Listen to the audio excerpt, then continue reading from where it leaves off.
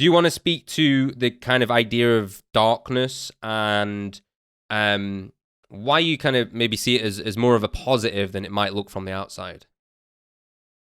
Yeah, for sure. So I want to write, I think I want to write an article about this because I think it's an important point. It's easy for people to misconstrue um, what we're doing as, I mean, I don't see DarkFi as negative or even darkness as negative, but rather being like an affirmative space and a generative space. Thinking more like metaphorically as darkness in relation to life and to forests and even to deep space or like the deep undersea What about the uh, mind? The mind's generative. Thoughts come out of the mines under darkness. earth. The mines, sorry, I thought you meant mines, but those two, like subterranean, but also the mind.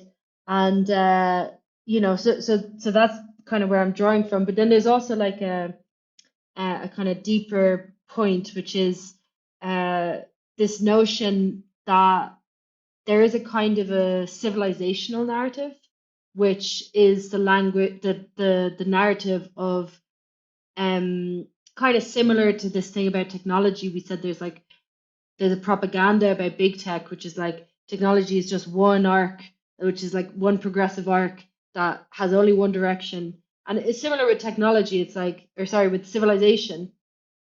There's an argument that people have, which is like it's just a progress from darkness into light, and it's like a unidirectional progress from like backwards, societies to these modern enlightened societies, and they talk about enlightenment as being like part of that.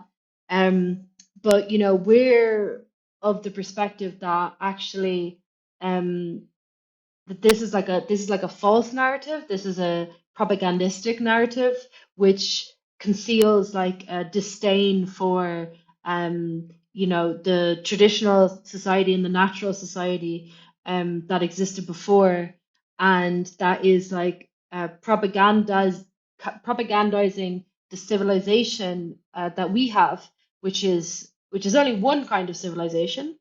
It's just one example of many different types of possible civilizations, but it's trying to create this false belief that the civilization we live in, that we would call state-based civilization, is the only kind of civilization that could exist, that it's like the perfection of civilization, it's like the perfection of human activity.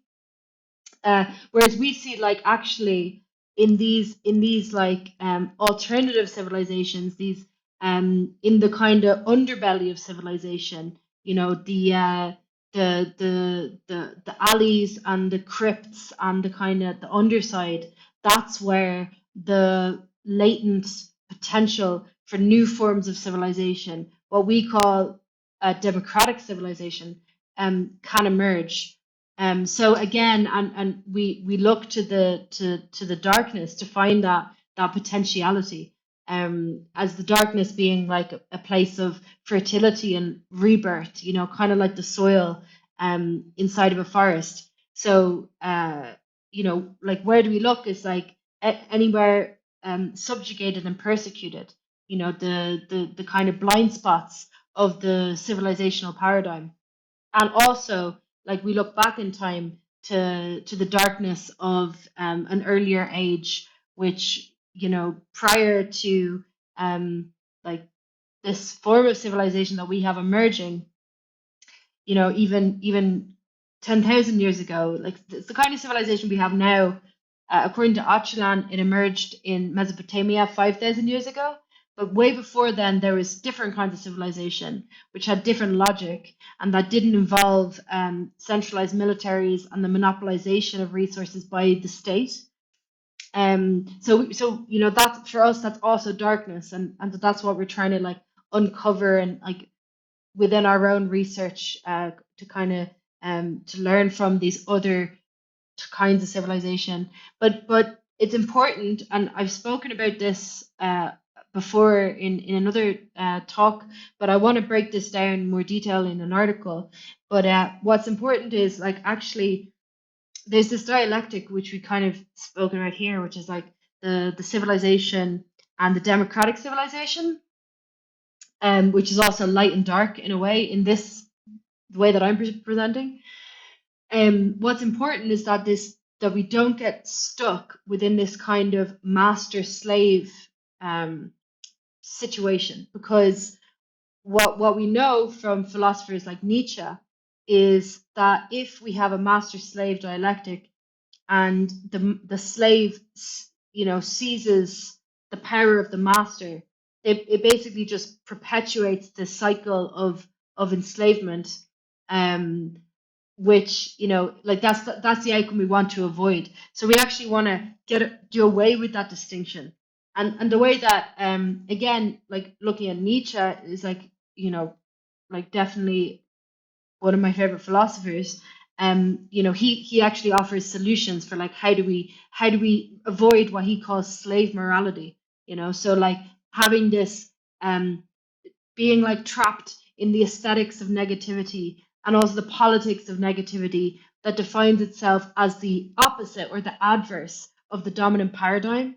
Because the risk is, if you stay within that mirroring relationship, you end up just being like a shadow replica of the thing itself. And so that's why, we're also trying to create with Lunarpunk these affirmative narratives and these efforts towards, like, actual world building and actual, like trying to, like, prefiguration, I think it's called, like trying to actually envision and create alternative paths and alternative forms of civilization beyond this paradigm. So it's not just about the slave becoming the master, but it's actually about transcending this dialectic, and like initiating, like creating new value systems, new forms of civilization.